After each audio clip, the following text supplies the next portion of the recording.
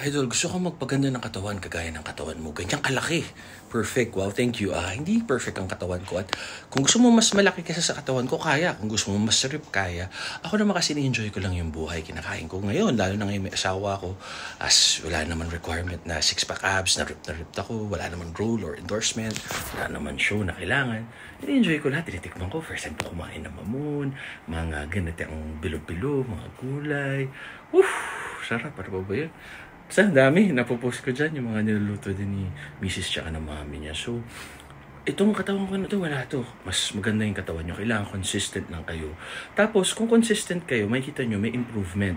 And then, kung consistent kayo na maganda yung nutrition, o mas strict kayo sa nutrition nyo, or mas proper form kayo, mas damihan nyo yung reps, or progression ng weights, resistance training, progressive overload, mas madedevelop yung muscle. So, consistency, discipline to continue doing the hard work. Tama kayo, mali ako na si Dr. Reward. Happy